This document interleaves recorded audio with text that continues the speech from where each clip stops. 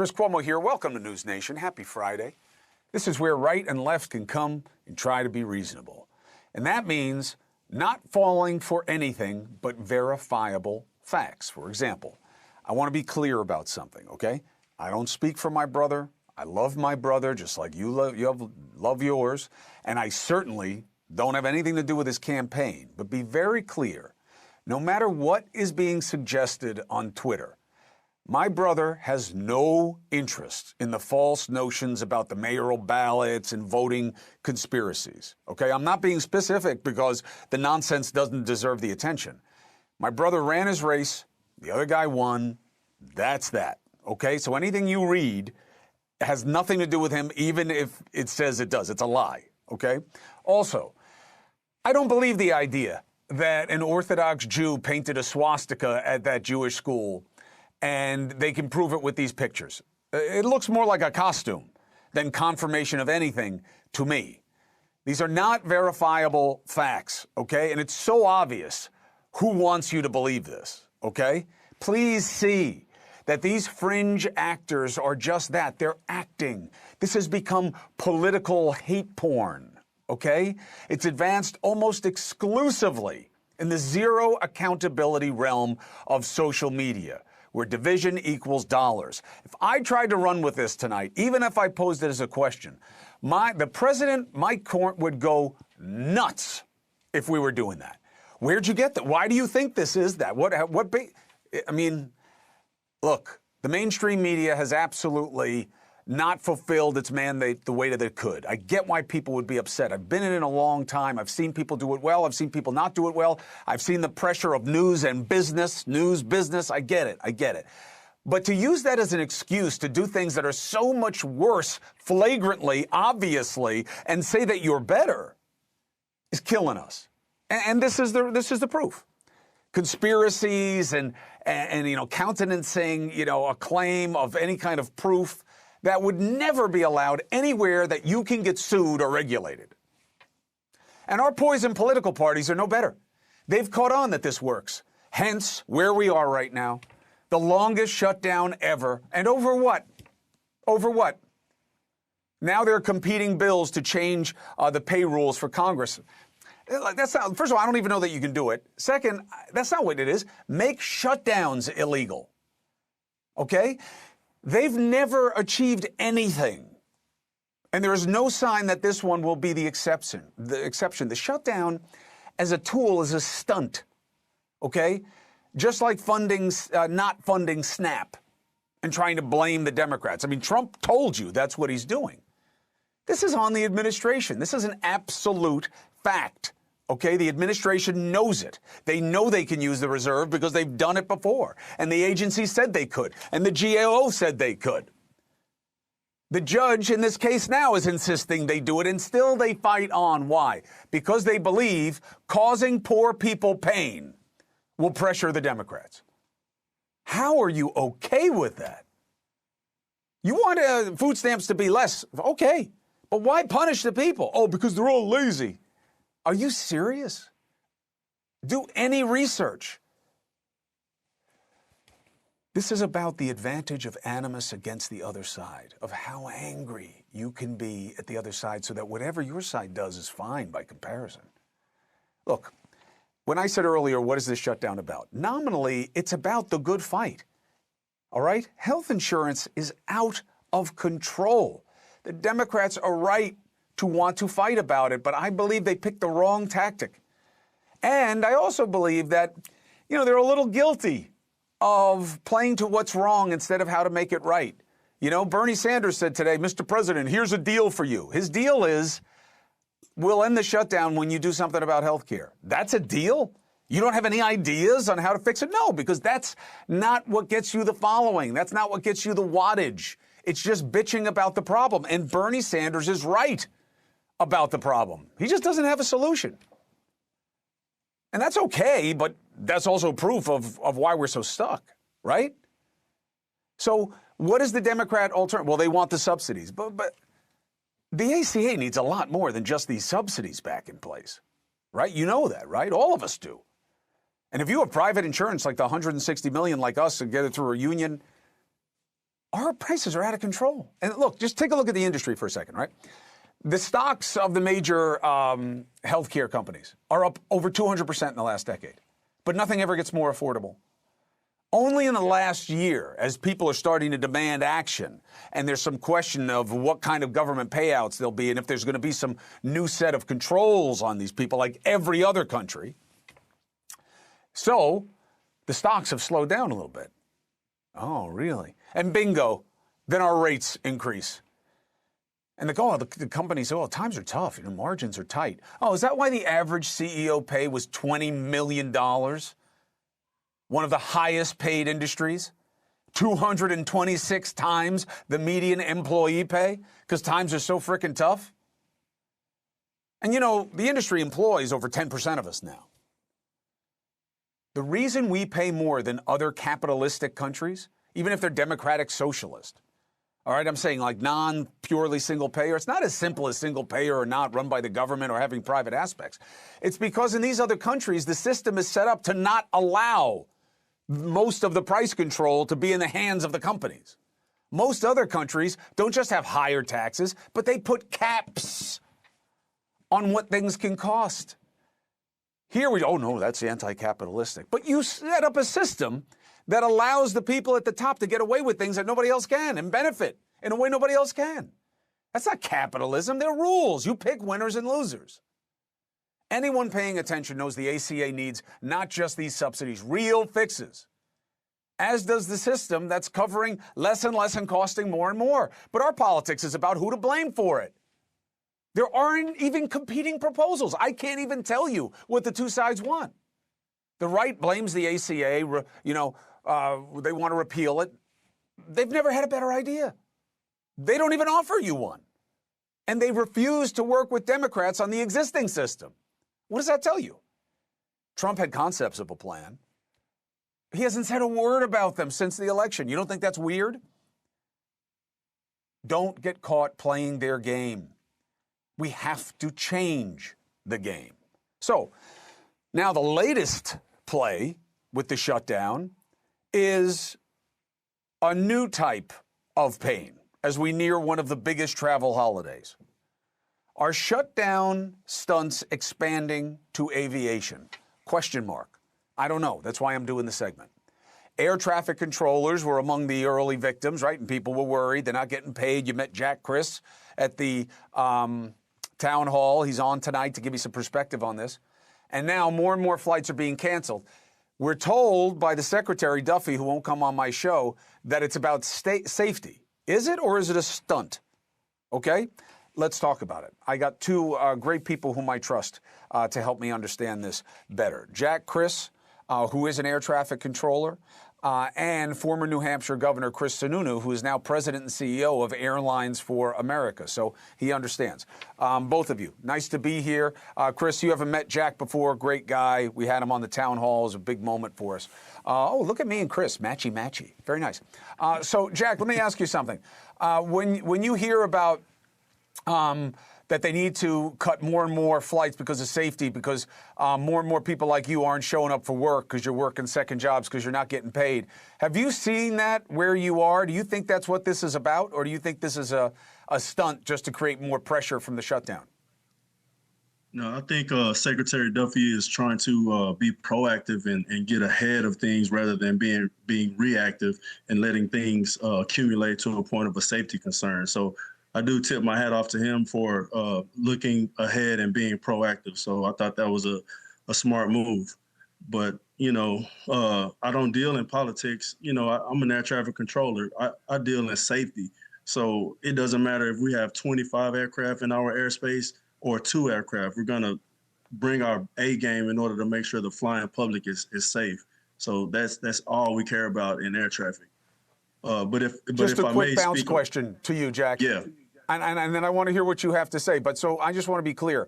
You haven't seen that a lot of people aren't showing up where you are because they're working other jobs or whatever it is. You think people are basically still showing up and the staffing is where it's supposed to be?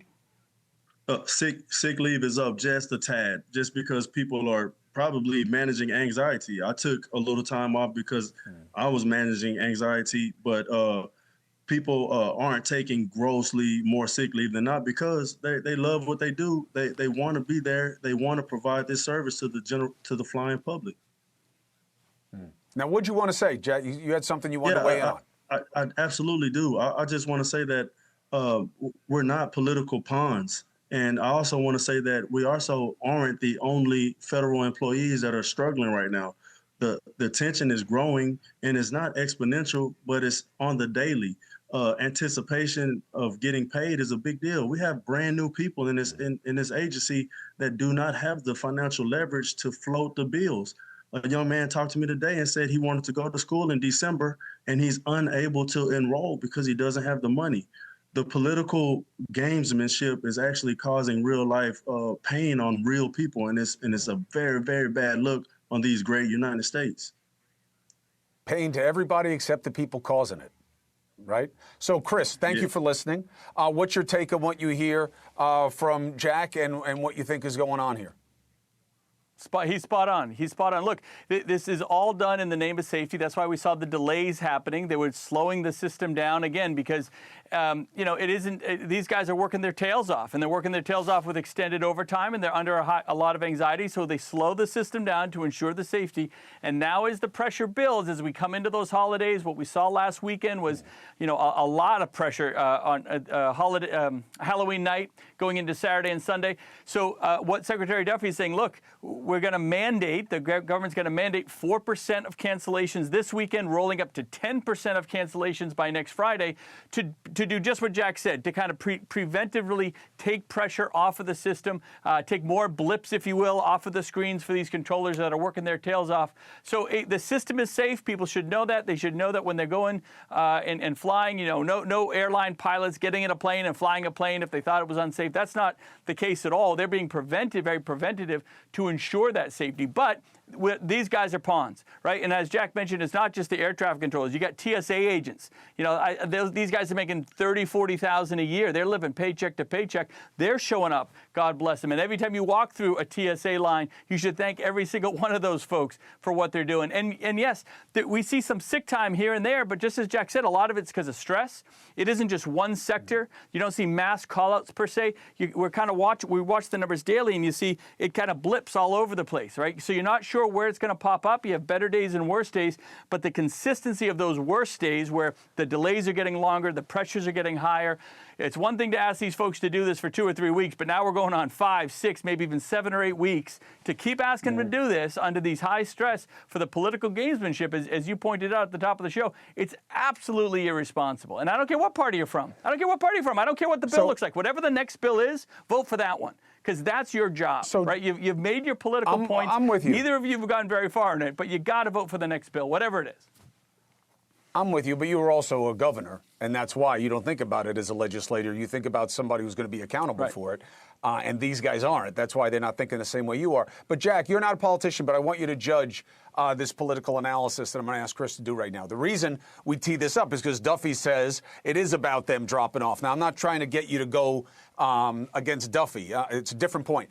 My suspicion was this is a play like Snap, and that's what I wanted to ask you, Chris. As you know, Jack, Chris was a governor, and I've known him for a long time. He was a good governor, and they loved him up there. He's term limited out. Gov, the idea of what the administration is doing with Snap right now, in defiance of the courts and in the defiance of their own practices, and the president told us why. I want to force the Democrats to reopen the government, so I'm not going to do what the court is telling me to do, even though the poor are going to pay. Would you ever entertain doing that? As a governor, look, I'm actually quite cautious about using. If you start using reserve funds, right, that's going to be the go-to. Right? No one's going to feel the pressure. We are going to disagree hard on this. I don't mind what's going on because the system is not designed for the president to arbitrarily decide when funds are going to be used and when they shouldn't be used and what happens when they run out right before Christmas. We're back right where we started again, and Jack and all the guys that he works with are now dealing with all the Christmas pressures and all that sort of thing. So you got to be careful about just saying, well, we have a couple extra bucks, just throw it at them. I thought like 2 weeks ago we heard no kings. Trump shouldn't have all this authority. Oh wait, you have the authority. go use it, right? So the system is designed for Congress to have the power of the purse, to be the responsible ones and move it forward. So I just, no matter what the program is, whether it's healthcare benefits or SNAP benefits or whatever, just to dip into your reserves arbitrarily, if we're going to do that, then what do we need Congress for at all? By the way, we do need Congress because that's the system, and the foundations of the system are good. But you know what I'm saying? When does it stop if you're just going to start dipping into the purse arbitrarily? I get the concept. I get the concept with one point of pushback, and then we'll put it to Judge Jack. It is not the same as no kings. This is reckless expansion of the executive. This is about the agency. The agency is allowed to use the reserve funds. They've said it themselves. The GAO has said it. And in the last shutdown, the Trump administration said nothing when the agency used reserve funds to help poor people not get nothing for the duration of the shutdown. That's what this is about. And he's saying, no, I won't let the agency do what it did last time because I want to make a different political play right now. That's okay with you? No, look, again, he put some of the funds out. Like most of these SNAP benefits should have run out 2 weeks ago, right? So he put, yes, no, he put they some, didn't go out. The funds. No, he said he was going to put some out, and then he didn't. Right. So again, I'm not going to get into the politics of what the White House is doing, but again, these reserve funds are. He's going to do it for a couple weeks. And then we're going to do it for a couple of weeks and then see if Congress gets their act together but there's so many other bigger issues here, right? You still got Jack. You still got the airline industry. You still got the TSA. You still have all of America being held hostage on this process. So it's a small piece of the puzzle. And I think to say, well, if you just move the SNAP benefits out, everything would be fine. No, it's an important piece, but it is a small piece of the process here. And again, get back to the point of, who's saying no? Who has said no 14 times to funding the airline industry, not the industry itself, but the TSA workers, the air traffic controllers, all of this goes away by just doing what they've always done before, which is move forward on a clean CR. So I think that's the point here. Why are we changing precedent all of a sudden? Because these guys decide not to do their job. Well, both sides have done exactly this. They just never get anything out of it except hurting other people. That's the part that pisses me off. That's right. So, Jack, that's right. So as you observe, Chris and I don't agree, even though we're both named the same thing and oddly wearing the same thing, although he looks like he could be my son, which bothers me because he's like getting younger every time I see him. But you notice I obviously like him and have tremendous respect for him, even though we don't agree, right? Which is what News Nation is all about. Now, when you hear that conversation, what does it lead you to conclude about what's happening with this shutdown? So listen, I grew up on Section 8 poverty. Section 8, literally. I grew up on what we call food stamps in my day. If it weren't for food stamps or Section 8, you guys wouldn't be looking at me right now. So I believe in the system from a fundamental standpoint. Again, let me reiterate, I would not be here right now if it weren't for the system. I would have grown up on the streets and did what I had to do. I would have been in jail. So the only reason why I have a bit of success is because somebody cared enough in order to give my mom, who she had a good heart, but she didn't do what she had to do in order to help us make it financially. So the government intervened and helped out with the rent and the food. And trust me, it wasn't luxury. We were in the hood, and lights were off. So I'm here right now telling you, I had a young man enter my office yesterday with a ton of anguish in his heart. Air traffic controller just got in July, and he was thinking about literally quitting. If this thing goes beyond Thanksgiving, he will not still be employed. We had somebody leave in October. I've been thinking about what I would do if I had to do what I had to do if it weren't for Chris Cuomo, this guy right in front of me, and DoorDash. Literally, I would be literally considering doing something else because that's what I have to do. We are real humans. We can't play these political games. We are going to do what we have to do in order to make it. And again, if it weren't for this gentleman in front of me, I would literally be considering moving on to something else. You helped me with a little financial balance in order to bridge the gap, so I can still persevere through this storm. But other people literally don't have that luxury of a Chris Cuomo. All right, Jack, listen, I appreciate your perspective. I told you 100 times, helping you was easy. You're doing what's hard. You're doing the job. You're making it all work. You made that amazing daughter. So you're a good investment, put it that way. But thank you for your perspective. I appreciate it. Gov. Sununu, always a pleasure. Thank you for helping me understand it from your perspective. We'll keep talking. We got to talk next time, though, because we can't wear the same thing. It's weird. It's weird, Chris. It's just weird. Sorry. Okay? 4 minutes and 35 seconds. ChatGPT. So, look, I use it. I believe in this as a resource. I do not believe in it as a friend. Okay? But that's not such a wacky idea. More and more people are using AI for not intimacy in just like, some perverted way that you're thinking about it, but there's a reliance and there is a form of intimacy. There is a trust. There is a closeness for people. And you can feel any way you want about it, but what should the rules be? What should the accountability be? ChatGPT is now facing multiple lawsuits from families who claim their loved ones were driven to thoughts of suicide by having their notions echoed by the AI. And in some cases, they killed themselves. One of those people suing is an autistic man who says he fell victim to ChatGPT. How? And should it be illegal? Next.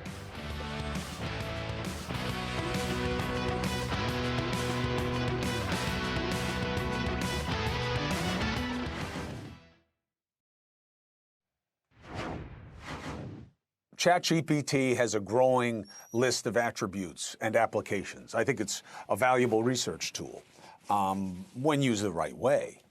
But not everybody uses it the way I do. And if you are vulnerable, ChatGPT arguably may feed your problem.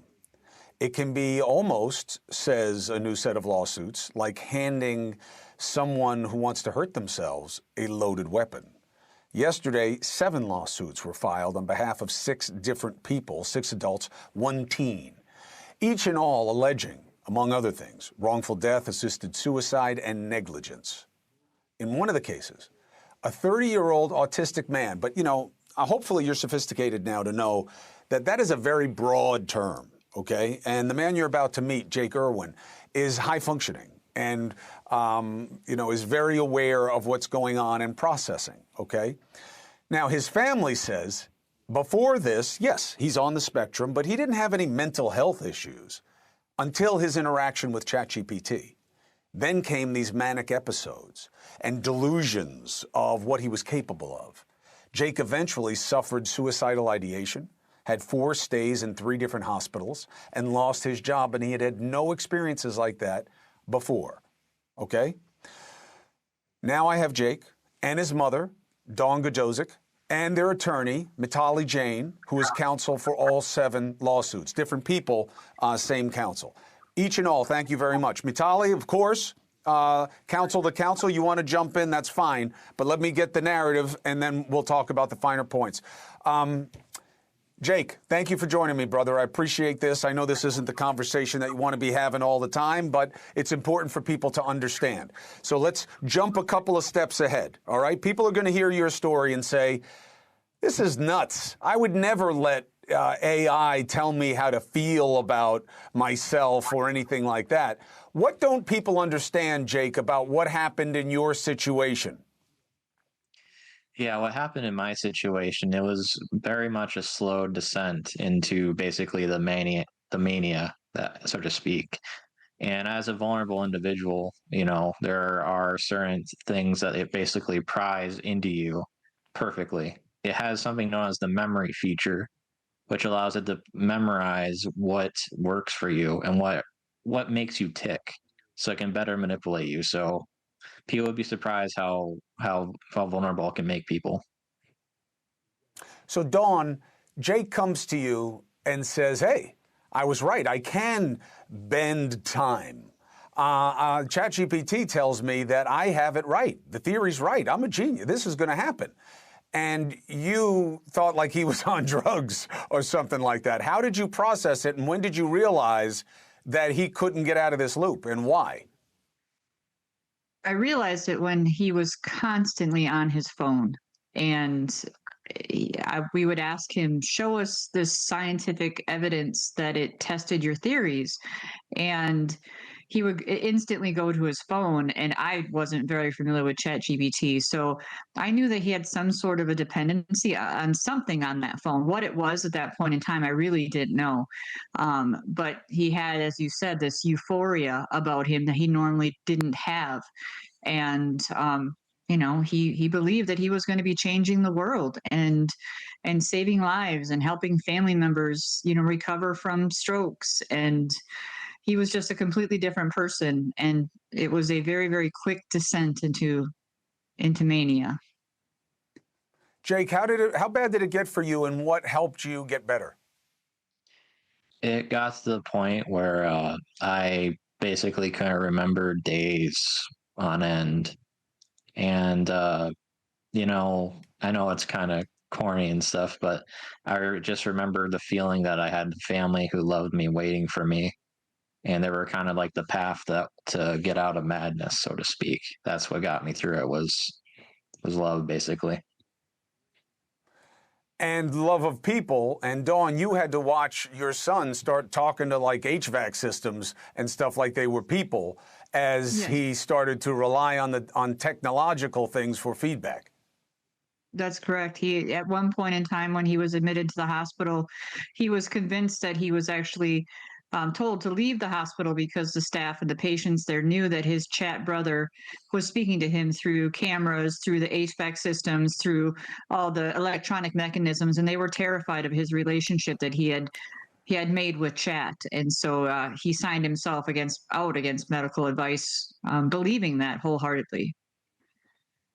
Well, thank God you're doing better now. So, Meetali, when we try to make this into a legal conversation, the pushback position is, well, first of all, this isn't a person. This is software, and it's not acting with any intent. And this is a regrettable situation for Jake. Thank God he and his family found a way out of it. But this is on them, not on a device. It's software, yes, but it's been made by people, and it's been made by a company. And that company acted, we say, with reckless disregard for the foreseeable consequences of how they designed their product. This is ultimately a product. This is not sentient beings. This is not a sentient AI. This is a product.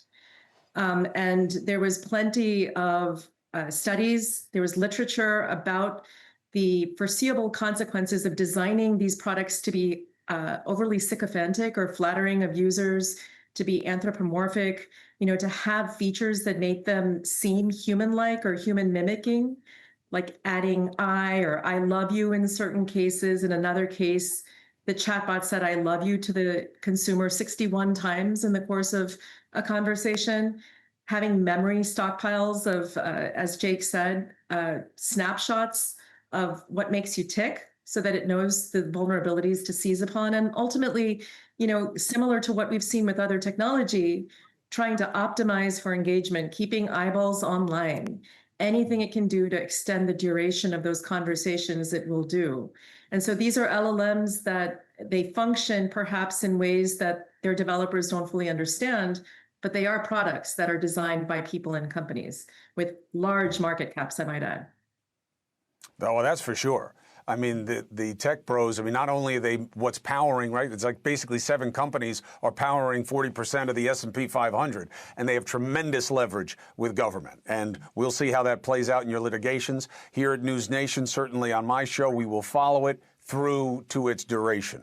Counsel, thank you. Dawn, thank you for sharing. Jake, I appreciate you, and thank God you're in a better place right now. We'll be in touch, and you know how to get us. Thank you. All right, take care. 4 minutes and 30 seconds. LLM, by the way, is large language model. It's the kind of AI that is learning and understanding and interpreting how to give you what it seems you want. Last week, the FBI announced they had thwarted a potential Halloween weekend terror attack, right? So it was covered. You probably heard about it. The group was inspired by ISIS. Did you know they picked up 2 of the people not there, but in New Jersey? And that one of their families works at the UN, the other family works at a college. So now you've got this concern. Is that why the UN, are these kinds of people, is this why we're seeing things from these institutions? What does this mean about what's happening in this country? I have our in-house expert who who has done all the jobs when it comes to understanding terror and radicalization. Next.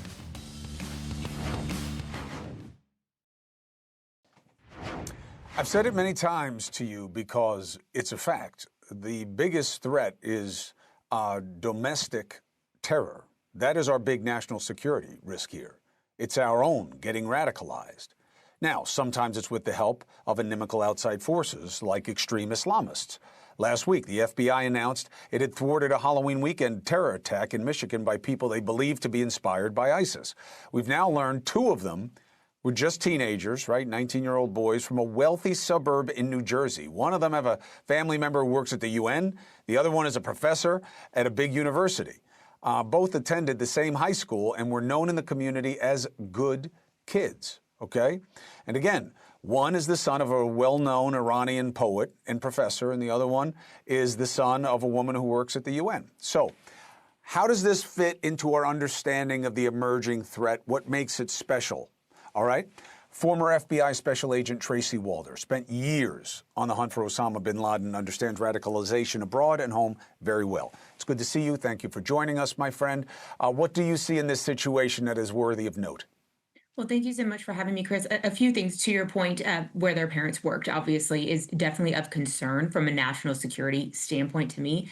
As I think you mentioned earlier, the UN connection, I think, could potentially have an impact in policymaking, and that is, in my opinion, problematic. The second thing that I thought was interesting in looking through this criminal complaint is that they were very much focused on the idea of becoming famous or infamous. That's actually very different than what we see in how people and why people join ISIS and become radicalized. There's a few reasons, but that's one of the lowest reasons. Most of them are doing it because they want to essentially build a caliphate, if you will. And so that idea of wanting to become famous and really focusing on social media to the point they were trying to create a day in the life videos, they're really trying to make this palatable to sort of that 18 to 25-year-old crowd. Yeah, you got to remember where they are, my friend. In America, fame is the main currency. Social media, that's the only thing it can deliver. There is a desperation to be known. I just didn't think it had transcended to the point of it really doesn't matter why you're known. And are we now seeing evidence? Is this evidence, in your forensic opinion, of the glamorizing of violence in our politics? You know, I think that that's a great question, a great observation. In my opinion, no. I think the violence has become more mainstream, so it's more acceptable to engage in. In my opinion, I think it's more about this idea. I think they say in that criminal complaint, they wanted a Netflix documentary about them, right? I think it is really this fame, to your point, that is so rampant in America, right? Especially in America, that is really driving this. And the violence is just this, I guess, normative undertone, if you will. What do you make of the new cynicism of, oh, here they go, defending the Jews again? These are just some punk kids. They didn't even get anything done. They're low-level guys. Most of the violence has nothing to do with the Jews or any kind of jihad. This is just more propaganda. I obviously, as a Jew myself, do not believe that this is more propaganda. We have to take these things seriously. I had a terrorist look me in the face and tell me it wasn't the Americans that they really hated and really targeted. It was the Jews. And I will remember that for the rest of my life. They are talking about slitting the throats of his mother's friends who are Jewish. We have to take these things seriously, and we are very lucky that they did not follow through on any of this. And we now have a new challenge of when you talk about extreme Islamists, it is easily misinterpreted as being Islamophobic, as if you're talking about all Muslims. So what is the best way to deal with that? Do you think we have to go back to first principles and explain the difference to people as we get back into this conversation?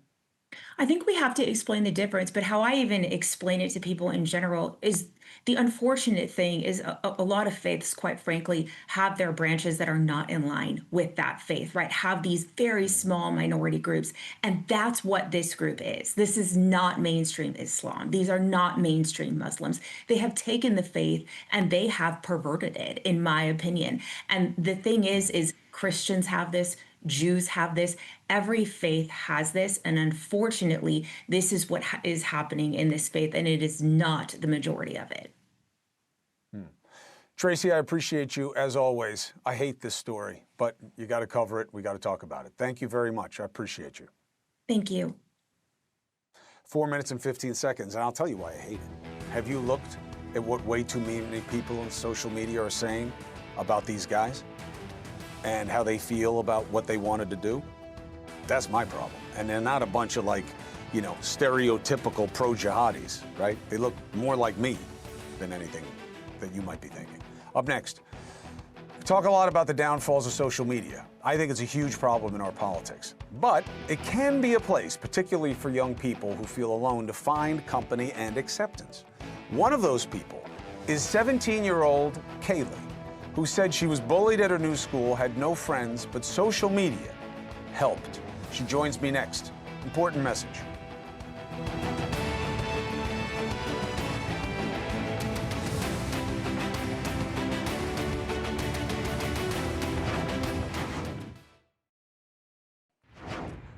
This story and this kid was flagged for me by someone who's trying to help me understand all the different facets of social media, what it can do well and what it doesn't do well.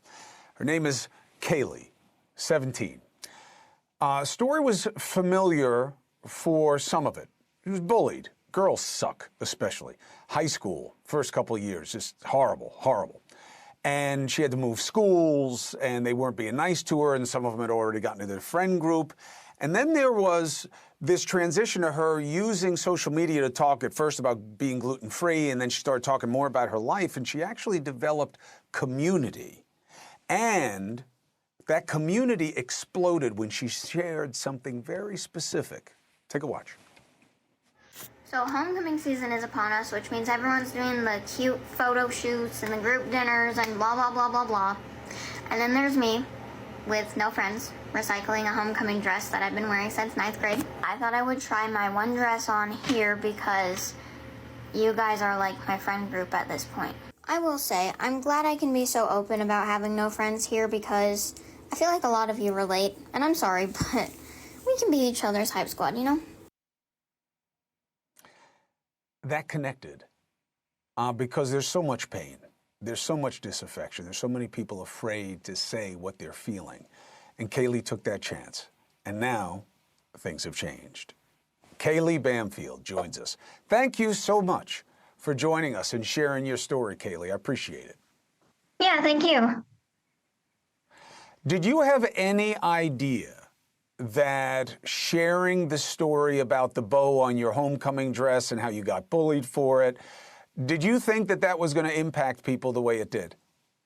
No, I had no idea. I honestly just made the video because a lot of my followers at the time are teenagers and homecoming was coming up. So people were asking what my dress looked like. And I made the video and I kind of said, I haven't been to homecoming since 9th grade since I haven't wanted to go back and I had a bad experience, but this is what my dress looked like. And yeah.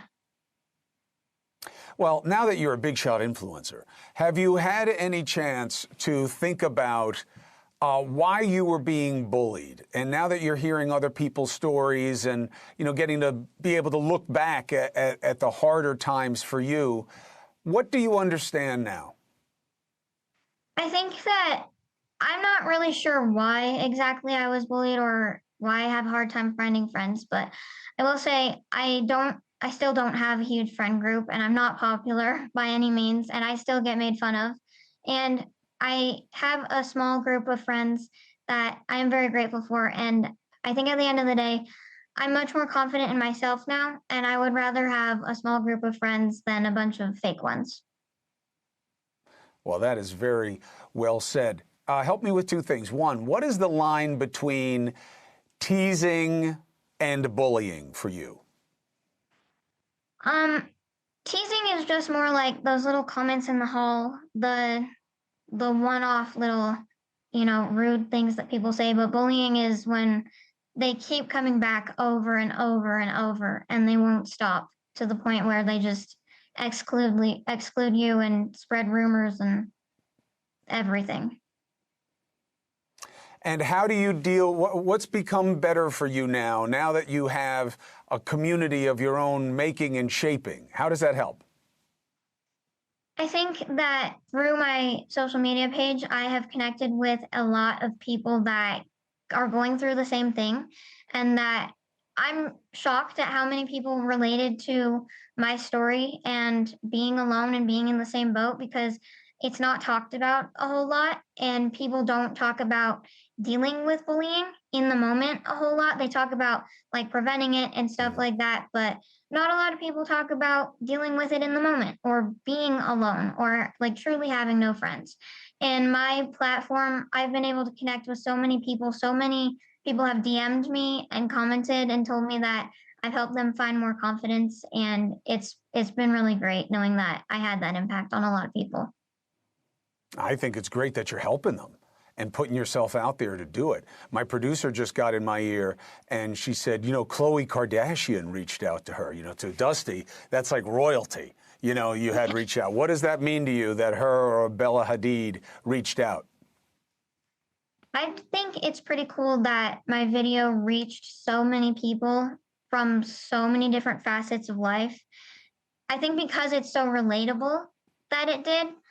And it is hard to talk about that stuff and be vulnerable with that kind of stuff, but I am glad I did because so many people related to it. Well, I'll tell you what, I'm no big shot like a Kardashian, but I hope things continue to go well and you continue to grow this community by helping people and letting people know that it's a good space to come for that. And if you ever need it, you know how to reach us. And I will come right to where you are, and we will make sure that people know you've got friends that they should think about before they come at you again. Okay? Okay, thank you. Kaylee Bamfield, keep doing what you're doing. You're not just helping yourself, you're helping other kids like you. I think it's beautiful. Thank you for doing it. And have a great Thanksgiving. I will. There he is, Leland Vittert, looking good. And you are looking with a slightly more developed beard.